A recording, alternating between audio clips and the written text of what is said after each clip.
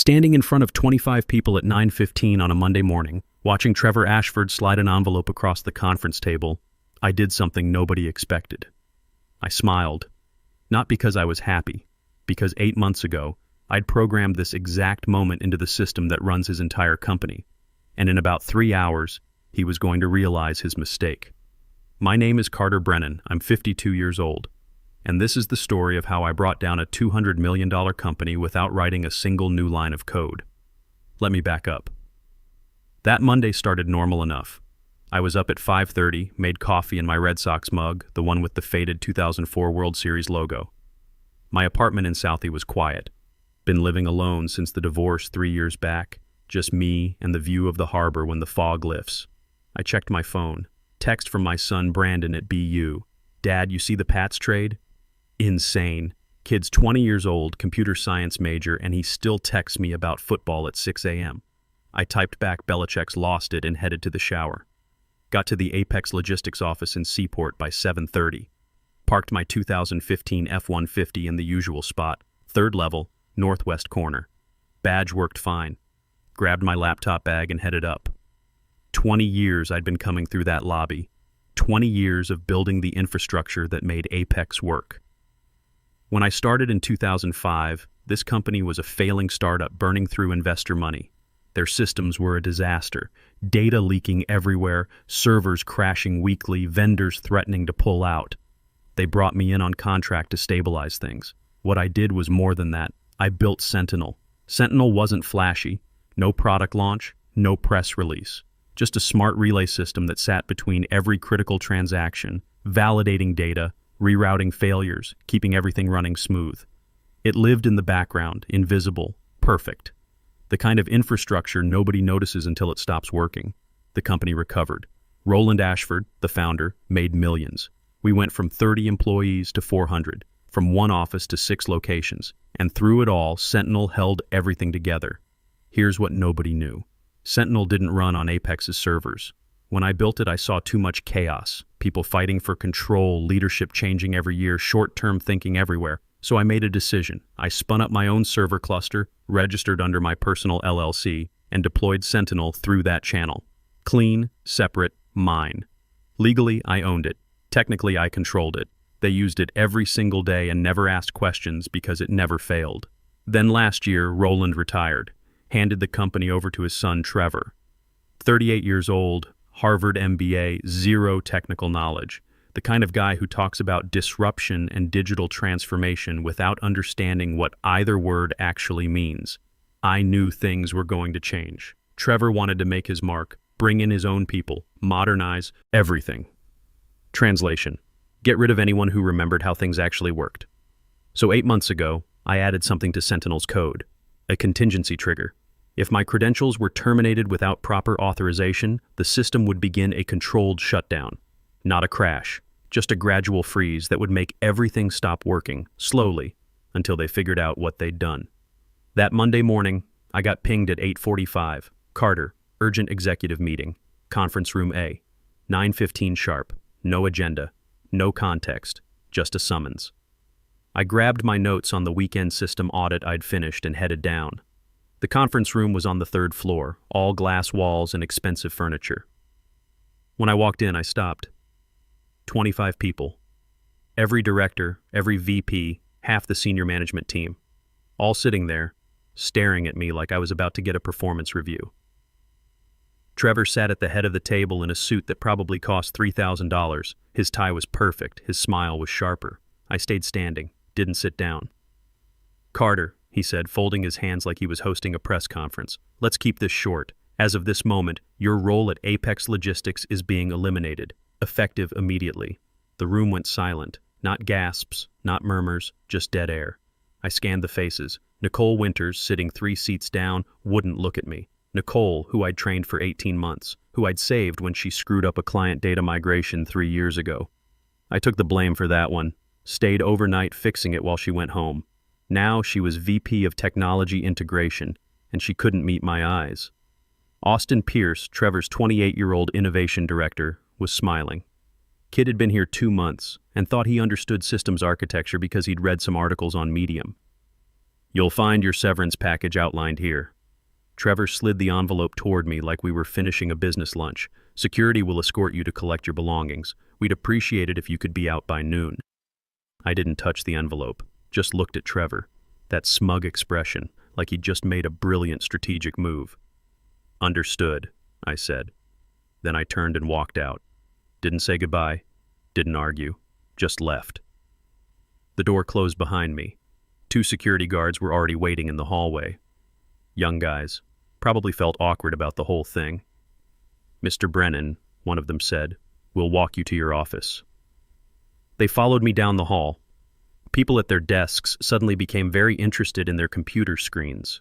Nobody made eye contact. 20 years of working together, and now I was invisible. My office was on the 4th floor. Small, nothing fancy, but it had a window that looked out over the harbor. They stood at the door while I started packing. Laptop went in my bag, the Red Sox mug, couple of notebooks, the photo of Brandon at his high school graduation, wearing his Northeastern acceptance t-shirt, smiling like he'd just won the lottery. Kid got a full ride for computer science. That was 2 years ago. Then I checked the bottom drawer of my desk. It stuck, like it always did. I pulled harder and something slid out from behind the panel, a yellow folder, thick, warped at the edges. I opened it. Inside were the original Sentinel blueprints, hand-drawn on engineering vellum back when I was first designing the system. Page after page of architecture diagrams, node structures, data flows, and in the corner of the first page, in my handwriting, C. Brennan, April 17th, 2016. I stared at that signature. My proof. The system they thought they owned, the infrastructure their entire company ran on, was mine. Designed by me, built by me, owned by me, and I had the documentation to prove it. I slid the folder into the bottom of the box, under the mug and the photo. "Ready when you are," one of the guards said. We walked back through the office, past the desks where people I'd hired were suddenly fascinated by spreadsheets, past the conference rooms where I'd spent hundreds of hours fixing problems nobody else could solve, past Nicole's office. Her door was closed. The elevator ride down was silent. At the lobby, we headed toward the parking garage entrance. "Your badge should still work for the garage," the guard said. I held my badge up to the reader. Beep, beep, beep. Red light. Access denied. The guard tried his override. Nothing. "Sorry, Mr. Brennan, system's already locked you out. You'll have to exit through the front." So I walked. Out the main doors onto Seaport Boulevard, carrying 20 years of my life in a cardboard box. It was cold for April. Wind coming off the water, cutting right through my jacket. 10 blocks to where I'd parked my truck on a side street that morning. Had to move it before the meter ran out. People passed me on the sidewalk. Business people, tourists, college kids. Nobody gave a damn that I'd just been fired in front of 25 people. When I got to the F-150, I set the box on the passenger seat and climbed in. Started the engine, turned the heat on full blast. My phone buzzed. Sentinel notification. Status: inactive admin detected. Countdown initiated. 3 hours remaining. I sat there, engine idling, watching people walk by on the street. Everything looked normal. Just another Monday in Boston. But for Apex Logistics, nothing was ever going to be normal again. Trevor Ashford just fired the one person who actually understood how his company worked, and in 3 hours, he was going to start paying for it. I drove home to Southie in silence. No radio, no podcasts, just the sound of traffic and my own thoughts. Got to my apartment around noon. The place felt emptier than usual. I set the box on the kitchen table and opened my laptop. The Sentinel admin console loaded up, green cursor blinking. This interface only worked from 3 devices I'd registered years ago: my work laptop, my personal desktop, and my phone. Nobody else could access it. Nobody else even knew it existed. Phase 1 scheduled. Access layer disruption, 2 hours, 31 minutes remaining. The system was counting down. In about 2.5 hours, Apex would start feeling the first symptoms. Nothing dramatic, just small delays that would multiply into bigger problems. My phone buzzed. "Brandon." "Dad, saw something on LinkedIn about Apex restructuring. You okay?" Someone had already posted about it, probably one of the 25 people in that room, spinning the story about modernization and fresh direction. I texted back, "I'm fine, just a change. We'll talk later. 3 dots appeared. Then, you built that place.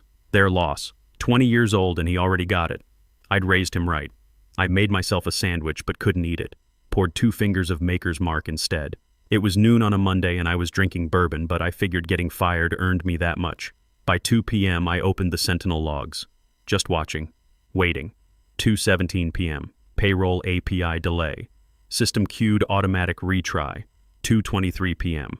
Login loop detected. Regional manager, EU West Division. Session timeout after 47 seconds. 2:29 p.m. Financial record desync. Quarterly report checksum mismatch. Small stuff. The kind of thing that makes AT people frown and restart services. But each problem was a thread pulling loose. And Sentinel was designed so that when one thread pulled, others followed. My phone rang at 3:15. Unknown number. I let it go to voicemail. Nicole's voice. Carter, hi, it's Nicole. Listen, we're experiencing some unusual system behavior this afternoon. Nothing major, but some authentication loops and data validation errors. I was wondering if you had time to, maybe consult on a few things. Call me back when you get a chance. I deleted the message without finishing it. She ignored me in that conference room, sat there silent while Trevor fired me in front of 25 people. Now she wanted help fixing the problems she didn't even understand existed. That's not how this works. By Tuesday morning, things had escalated. I didn't need to check the logs to know. My phone had 11 missed calls from Apex numbers, 3 voicemails from Nicole, 2 from some director I'd never heard of, 1 from Austin Pierce. I listened to Austin's message while making coffee. Hey Carter, Austin Pierce here. Look, we've got some legacy system issues, probably just need someone familiar with the old architecture to take a look. Wondering if you could swing by this week. We'll compensate you for your time, obviously. Give me a call. Legacy system issues, old architecture. The kid had been there 2 months and thought he could patronize me. I deleted all the messages and checked the Sentinel logs instead. Email systems were breaking, threads splitting apart mid-conversation. Calendar invites sending but never arriving. The CRM platform had stopped syncing entirely, which meant sales couldn't see their pipeline data. 3 major client accounts were showing order status errors. By Tuesday afternoon, Trevor called an emergency meeting. I know because Sentinel's monitoring interface caught everything. They'd uploaded a shared audit file to the conference system for transparency, and Sentinel could read every byte. Trevor's voice came through clearly on the recording. This is temporary. We've identified some integration issues with the recent systems updates. Our team is working on it, Austin chimed in. I think it's a bandwidth bottleneck. We might need to migrate to a higher tier cloud infrastructure. I can get quotes from AWS and Azure. I laughed out loud in my empty apartment. Bandwidth bottleneck. The kid thought throwing money at cloud services would fix a problem he couldn't even diagnose. Nicole tried to sound competent. We're running diagnostics on all the core systems. Should have answers by end of day. They had no idea what they were looking at. Wednesday morning, the payroll system locked up completely. Nobody could submit timesheets. HR was getting calls from 200 employees asking when they'd get paid. The client portal went down. 3 major accounts sent formal notices about contract violations. That's when Trevor brought in outside help, a cybersecurity firm from DC, the kind of consultants who charge $500 an hour and show up in suits talking about threat vectors and penetration testing. They spent all day Wednesday and Thursday running scans, looking for malware, checking for security breaches. Friday morning, one of their contractors got close. Guy named Neil Harper, according to his login credentials. He ran a deep diagnostic trace on the CRM data pipeline and found something that didn't match Apex's documented architecture. A relay command buried in the transaction buffer. It had a name, Sentinel Proxy Root Log. Neil tried to access it. Sentinel blocked him immediately. Secure biometric credential required. Voice signature mismatch. I watched it happen in real time on my console. Neil was smart, smarter than Austin or Nicole. He tried a credential override, probably figured it was some old test module someone forgot to document. This time Sentinel gave him more information. Credential owner, C. Brennan. Status, archived. My name. Right there in the system logs. Proof that the infrastructure they depended on was tied to me. Neil tried one more time. Attempted a forced bypass using elevated permissions he probably shouldn't have had. That's when Sentinel made its move. Access anomaly detected. Unrecognized admin authority. Revoking permissions. Every credential Neil Harper had was deleted from Apex's network in less than 1 second. His login, his access tokens, his security clearances, everything. His screen went black, rebooted, and kicked him back to a login screen that no longer recognized his username. I could picture the chaos, Neil staring at his screen, confused, his manager asking what happened, someone from IT trying to restore his access and finding nothing. No record of his credentials, no backup, just empty space where his account used to be. The DC consultants probably billed Apex another $15,000 that day and accomplished exactly nothing. Thursday afternoon, my phone rang again. This time I recognized the number, Patricia Reeves, my attorney. I'd worked with her years ago on some patent documentation. Carter, got your email about the situation. I reviewed the documentation you sent. Do you have time to talk? Sure, I said. They're making noise about legal action, claiming you sabotaged their systems. I need you to send me everything you have. Blueprint originals, server registration docs, any emails or contracts that establish ownership of this Sentinel system. I've got it all, I said. Blueprints from 2016, signed and dated. Server hosting invoices under my LLC, the whole paper trail. Good. Send it tonight. I'll prepare a response. Carter, if what you're telling me is accurate, they don't have a leg to stand on. You can't sabotage your own property. That evening, I scanned every page of the yellow folder. The blueprints, the notes, the architecture diagrams, sent it all to Patricia along with the server registration documents and the email from Roland Ashford back in 2016 where he'd written, "Sentinel is your masterpiece, Carter. This company wouldn't exist without it." Friday morning, Patricia sent Apex's legal team a formal response, professional, calm, and backed up with documentation they couldn't dispute. The legal threats stopped immediately. But by then, Apex was already falling apart, and the board had scheduled an emergency investor meeting for that afternoon. One of those investors remembered me very well. The investor meeting happened Friday afternoon at 2 p.m. I wasn't there, obviously, but Sentinel's monitoring interface captured everything through that audit file Nicole had uploaded. 12 faces on the conference room screen. New York, London, Tokyo, San Francisco. Investors who'd poured millions into Apex over the years. Most of them just cared about returns and quarterly projections, but one of them was different. Trevor stood at the head of the table, trying to project confidence. His $3,000 suit looked a little less sharp today. 5 days of crisis management will do that. We're experiencing temporary infrastructure challenges, he started. Legacy systems that require modernization. We've brought in expert consultants and expect full resolution within the week. A few people nodded. Someone typed notes, then a voice cut through from the screen. Who owns Sentinel? Trevor blinked. I'm sorry, what? The system. Is it proprietary to Apex or contracted? Because its architecture doesn't match anything in our technology briefs. The name tag appeared on screen. Victor Rains, Senior Partner, Havenbrook Capital. The man whose Series A funding back in 2016 had kept Apex alive when they were burning through cash. Trevor shifted his weight. It was built internally. Legacy infrastructure maintained by our systems division. Victor leaned closer to his camera. That's not what I remember. I met with Carter Brennan in August 2022, Q3 partner lunch in Boston.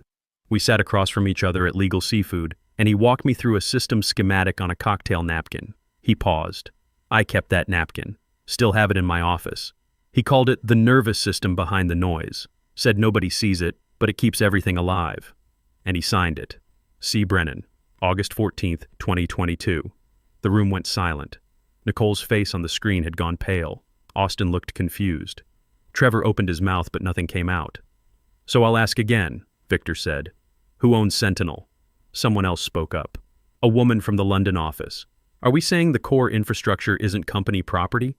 Victor nodded slowly. I'm saying we need to clarify ownership, because if Carter Brennan built and maintains this system independently, and we just terminated his employment, we may have a significant operational problem. We have documentation, Trevor said quickly. All systems built during employment hours are company property under standard IP agreements. Show me the documentation, Victor said. Because I'm looking at the technical architecture brief from 2017 and Sentinel isn't mentioned anywhere. Not in the systems inventory, not in the asset register, nothing. The meeting fell apart after that. People talking over each other, demanding answers Trevor couldn't give. Someone mentioned the legal letter they'd sent me. Someone else pointed out that threatening legal action against the person who built your infrastructure probably wasn't smart. The meeting ended 30 minutes early. No decisions made, no confidence restored, just panic. I sat in my apartment watching the log file update. Poured another Maker's Mark. This time I actually enjoyed it. My phone rang that evening. Number I didn't recognize. Massachusetts area code. Carter Brennan, I answered.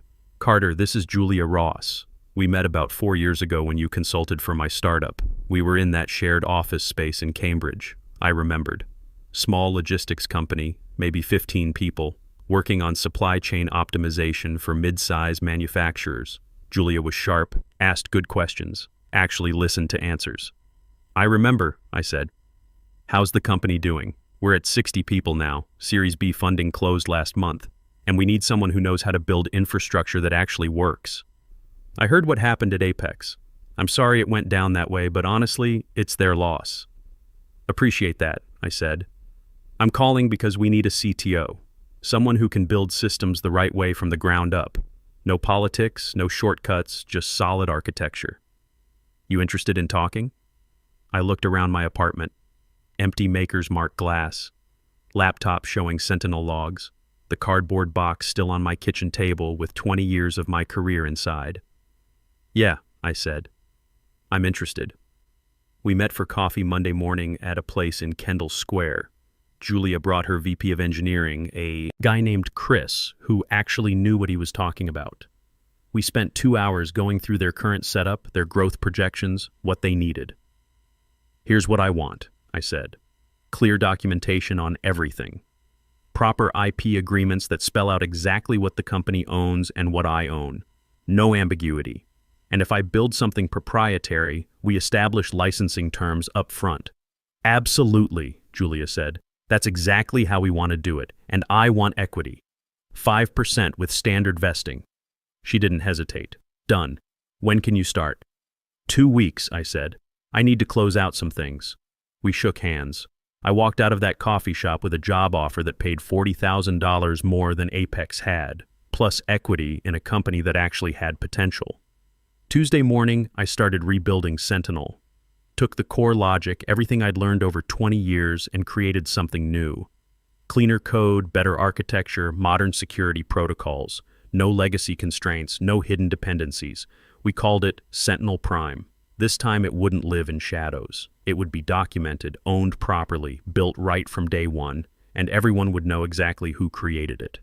My new team asked the right questions. How do we protect client data? What happens if traffic spikes 10x? How do we prevent single points of failure? Not how do we make it look good in a pitch deck? Not what buzzwords should we use? Just good engineering questions from people who cared about building things that worked. Meanwhile, Apex kept falling apart. The board had frozen Trevor's operating budget. 5 major clients pulled their contracts. Stock dropped 38% in 3 weeks. Tech journalists started writing articles about infrastructure collapse and management failures. Nicole took a 40% pay cut and got reassigned to some internal audit role nobody wanted. Austin Pierce quietly updated his LinkedIn to say he was exploring new opportunities. Last I heard, Trevor got forced out by the board with 0 severance. His father, Roland, had to come back and try to save what was left. Someone forwarded me an internal memo Roland sent. We lost the person who built this company's foundation. And for what? Pride? We deserve what we got. I didn't respond, didn't gloat, just kept building. 3 months after I started at Julia's company, Sentinel Prime went live with our 7th client, a manufacturing firm in Ohio, 200 employees moving $50 million in product annually. They'd been struggling with supply chain visibility for years. We got them operational in 6 weeks. I was in the office late on a Thursday when my phone buzzed.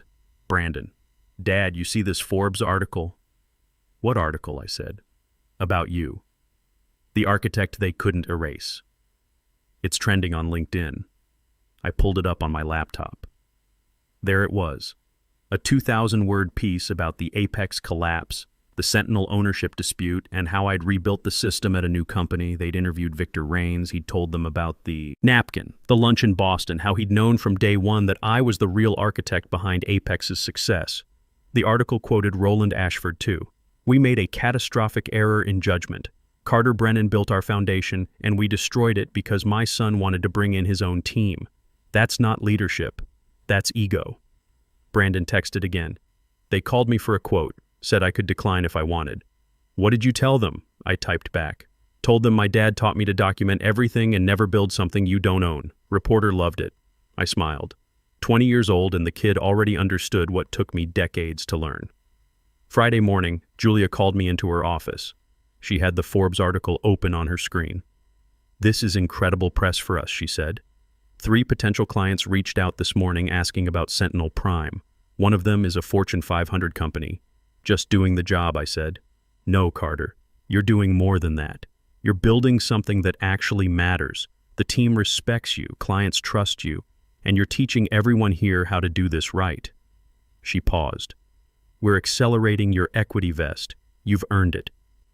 That afternoon, I drove out to my dad's place in Natick. He'd passed 5 years ago, but I still had keys to the garage where he'd kept his 1967 Corvette. Cherry red, rebuilt engine, original interior. He'd bought it in 1985, worked on it every weekend for years. When money got tight after the divorce, when Brandon's college fund needed topping off, I'd sold that car, got $35,000 for it, enough to cover a semester and books. I'd found it listed online 2 weeks ago. Same car, same VIN. Guy in Worcester had bought it from the dealer I'd sold it to. He wanted $42,000.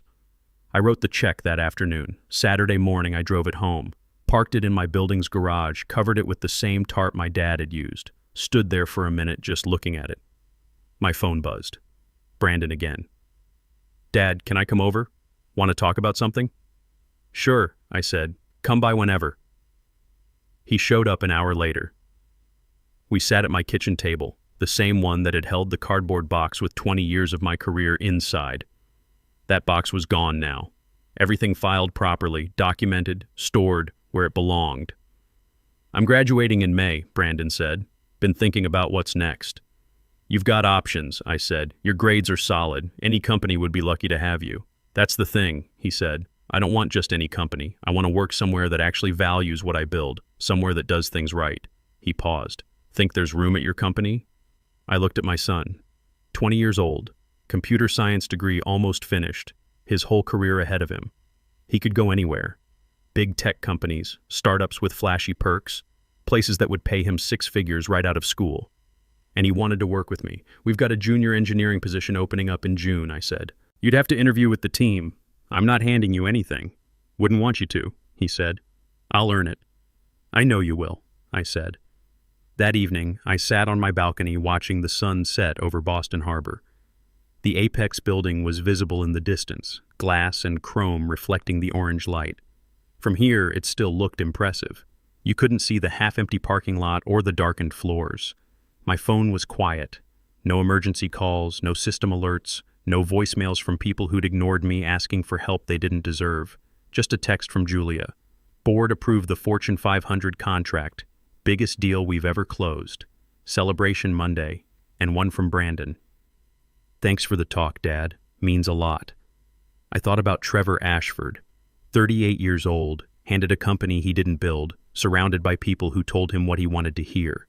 He'd fired me because I represented the old way, the boring infrastructure nobody sees. He wanted innovation, disruption, fresh energy. What he got was a $200 million company collapsing because he didn't understand that foundations matter more than facades. I thought about Nicole Winters, 18 months of training, years of mentorship, one crucial mistake I'd covered for. And when it mattered, she couldn't even look me in the eye. Some people think loyalty is old-fashioned, that in business, you do what benefits you and move on. Maybe that's true for some industries, but in infrastructure, in systems, in the invisible work that keeps everything running, loyalty isn't about sentiment. It's about understanding that the person who built something knows where every wire runs, every failsafe sits, every backup triggers. Fire that person, and you're not just losing an employee, you're losing the map. 52 years old, fired in front of 25 people on a Monday morning in April. By August, I was CTO of a company that actually deserved my work. By October, I'd rebuilt my life's work into something better. And my son wanted to learn from me, not because he had to, but because he chose to. Trevor thought he was cutting dead weight. Turns out, I was the only weight holding his company together. My phone buzzed one last time. Text from an unknown number. Mr. Brennan, this is MIT's Department of Engineering. We'd like to invite you to speak at our annual symposium on infrastructure security and intellectual property protection. Would you be interested? I looked out at the harbor. The sun had set completely now. City lights reflected on the water. Yeah, I typed back. I'd be interested.